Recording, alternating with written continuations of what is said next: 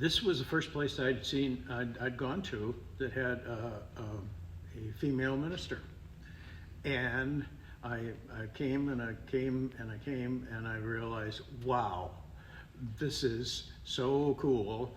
And the feminine side of Scripture got revealed to me in a good way, and I understood a lot more and felt really at home. We have been in the Quad Cities, actually in Davenport, one of the first churches back in the mid 1800s, and we've always been involved in caring for each other in the community, to bring God's message to everybody, no matter who you are or where you are on life's journey.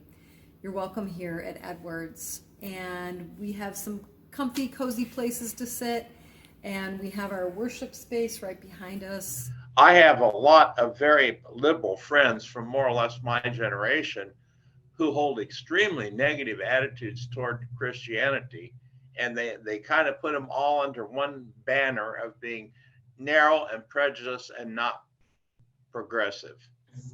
So I just think it's really important when there's churches who do not share those attitudes, when there's churches that want tolerance and compassion, that like your voices get heard. And yet it's very difficult for that to sink in with people who have been previously alienated.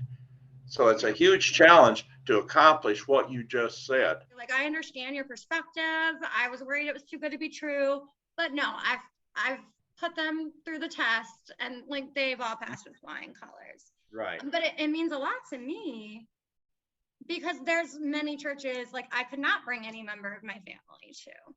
And yet, what alternative we have but to keep repeating it and living it in front of them, and perhaps the message does then get out. What I noticed and really, really felt very strongly grateful to you, John, is after Meyer came to talk about the community ID, you were the one who picked up that ball and ran with it, brought it to council, brought it to community impact, and were really instrumental in making sure that the church at least got the decision and made the decision about whether to sign on for that institutional support. What made you feel called to pick that up, say something, bring it to the council, bring it to community impact personally?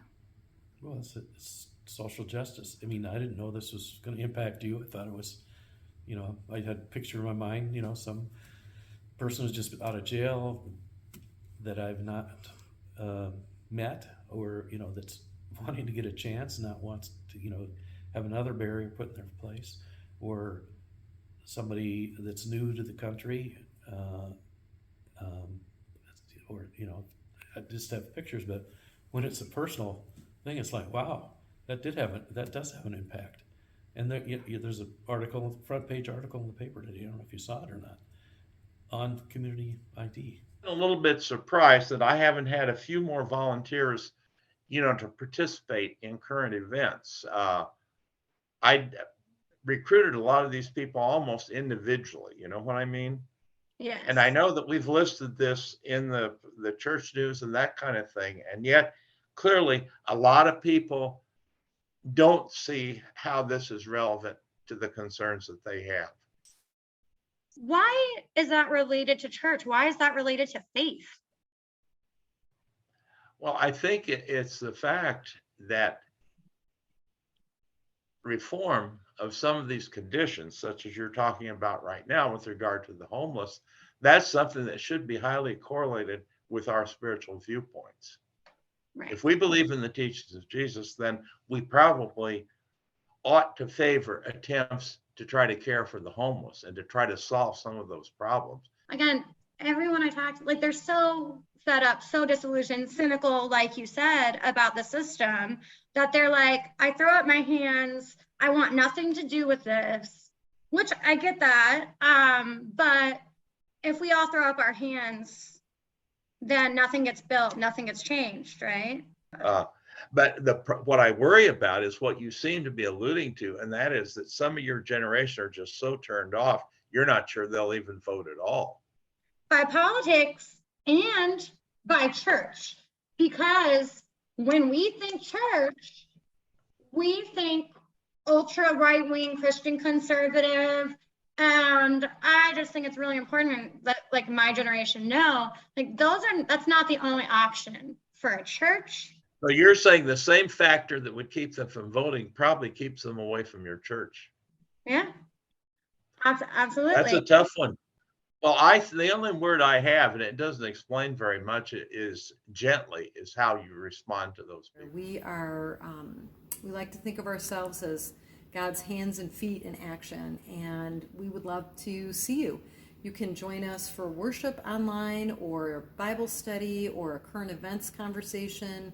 You can worship with us in person at 10:15 on Sunday mornings and join us for coffee hour and hanging out, and kids can play on the playground after church if you want to do that. We're just eager to meet you.